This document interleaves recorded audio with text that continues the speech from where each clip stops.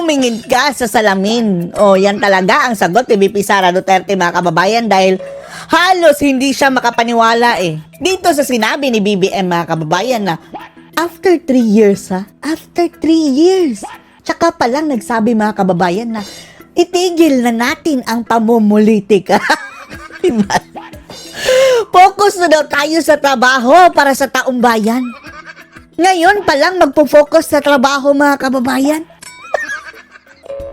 At talaga bang tumigil, mga kababayan, sa pamumulitika?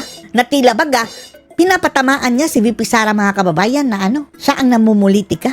Kaya ang sagot ni VP Inday, manalamin ka, bangag, bago mo sabihin yan. Panoorin niyo po, ha? Sinabi po ni President Marcos na i-stop na daw po natin yung pamumulitika at it's now time for us to Stop work. na pamumuli. Wow! Magtrabaho na tayo. Sige, tama ng pamumulitika. Ang mga, ay, Diyos ko. Siguro tumingin siya sa salamin, no?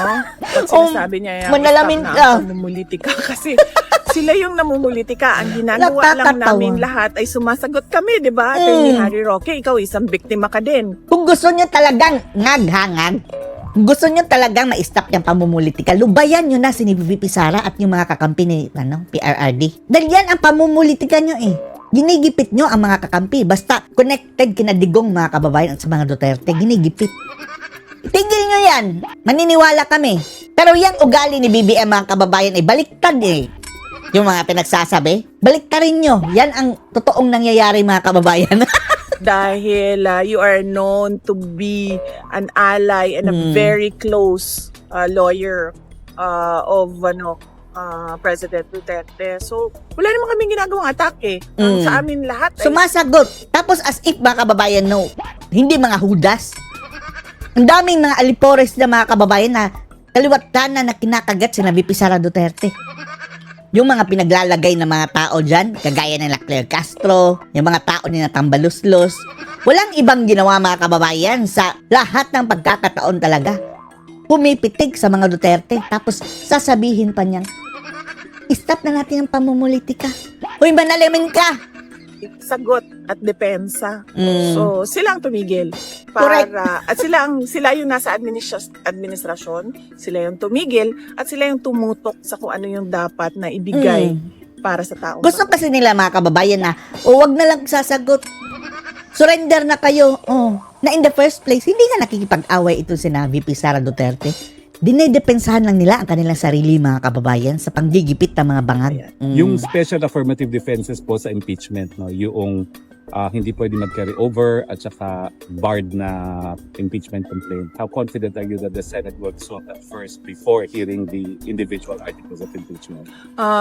Paniwala ko naman, madami sa kanila ang abogado doon, and syempre yung iba ay supported by lawyers as well. Unahin muna nila yon ang pagdesisyon doon sa question ng validity ng complaints and yung crossover ng trial from the 19th to the 20th Congress.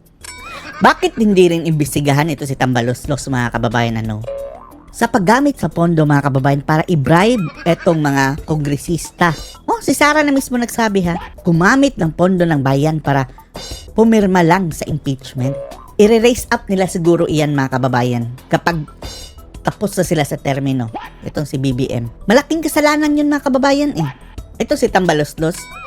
Umanda ito talaga. Ito naman ang sasakay sa wheelchair, mga kababayan. Yung notice of disallowance po sa fourth quarter ng confidential fund na pending appeal, wala pa pong resolution ng appeal ni Ron? Wala pa kaming i-check ko sa Office of the Vice President. Thank you. Okay. Well, I know you've Salamat. answered it already, but Tatay Digong, how is he? So si PRD, kanina, Musta na si ipa-expound Tatay kung Digong? ano yung skin and bones. Payat siya. Skin and bones, payat na. At sobrang payat niya na hindi nyo pa siya nakita na ganito kapayat. Siguro nakita ko siyang ganito kapayat nung binata pa siya and sa photo. Meaning, sa picture na lang, mga kababayan, ganun siya kapayat. Kasama ni Nanay Suling, mga kababayan. Ganun na, mga kababayan daw. Nung binata pa siya, yung kanyang braso ay kalahati lang ng braso ko. So, Mm. ganyan siya kapayat. But, para sa akin lang ha, he Oh, see, kalahati lang ng braso ni Sarah, mga kababayan. looks good na payat siya. Mm. Kesa sa yung, ano siya, malaki ang tiyan, tapos parang unhealthy tingnan at mukhang Pero unhealthy din yan, ganyan kapayat, mga kababayan. Wala na yung muscle mass eh. At saka, to think na in a very short time ha, ganyan na kalaki ang ipinayat niya. Hindi po yan healthy. nakakatakot para sa kanyang heart. So, I like him this way. Medyo slim. Pero Slim. nabanggit nyo yung baho sa kanya na naaabala yung mga supporters niya na nabilis at magmayat niya sa Oo, nabanggit ko din na yun sa kanya. Mm. Sabi ko nga kanina, naiintindihan namin yung concern. Because ang ano nga is, yung pagpayat niya ay hindi naman niya kagustuhan dahil talaga yon sa appetite. Loss of appetite niya, no? Siguro sa mga pangyayari and of course siguro kasi Depressed din, mga kababayan, at saka malungkot. Oh, yan talaga. hindi traditional Filipino food yung ano niya, nakasanayan. Yung mga pagkaing Pilipino na nakasanayan niya, hindi yung yun ang meron dito para sa kanya. Iniba pa nila ang color nito, mga kababayan? O ganyan ba talaga ang Netherlands na medyo iba, no? Maganda. Kahit kahoy lang na ordinaryo, mga kababayan, at damo. Iba talaga kapag nasa ibang bansa ang view. Dito sa atin ba? Pero baka inedit, mga kababayan, lang At one more last question po, please, sir. Nabalitaan niyo po ba yung Unity Walk namin noong July 5? Yes, oo. Nakita ko din yung videos. Nabanggit ko din. 7 kilometers. Wow, parang grabe, no? Oh, ang nilakad nila, mga kababayan, 7 ko din kilometers. kay Uy, salamat ha sa dating inyong mga Pangulong Duterte, yung nagsasakripisyo Unity dyan. Walk July 5 dito sa Sana The Hague. makapunta At tayo. nabanggit ko din yung Run for Duterte, yung fun run sa Davao City at sa Cebu nung July 6. So Oh. nabanggit kasi yon sa kanya. And Yung alam sa din po Jul- niya sa 19. Sa 19, bukas ko babanggitin na sa kanya, nakalimutan ko kanina kasi nag-update Anong meron lang sa ako 19? kung anong mga nangyari. So mag-update ako kung ano yung mga future na mangyayari bukas. Thank you, VP. Thank you, ma'am. Salamat. Mabuhay, Thank you. Ma'am, mas maaga. Thank you, VP. Will you be attending the SONA, VP? Kailangan pa bang itanong yan? Of course not. Hindi. No. The designated survivor, mga kababayan.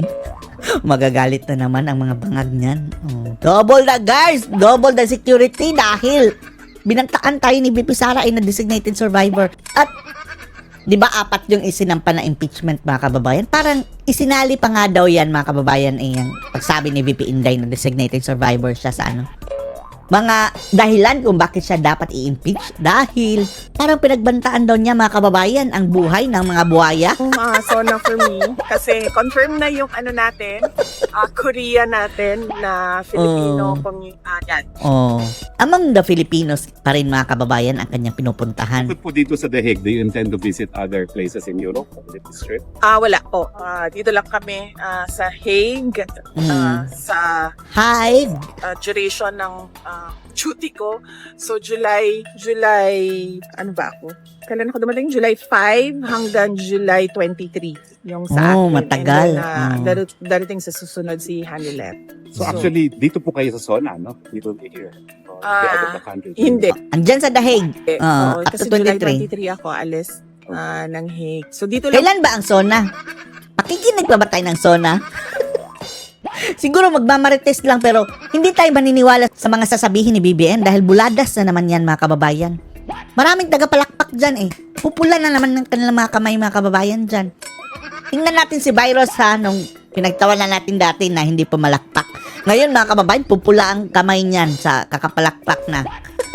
Sama-samang babangag muli. Yeah. Kami. And kasi inaano namin yung 4 days a week na kasi yung bisita. So, minamaximize namin yung grant ng detention unit na 4 times a week pwede. 4 times a week. Sinabi po Anong masasabi nyo dito, mga kababayan? Post your comments below.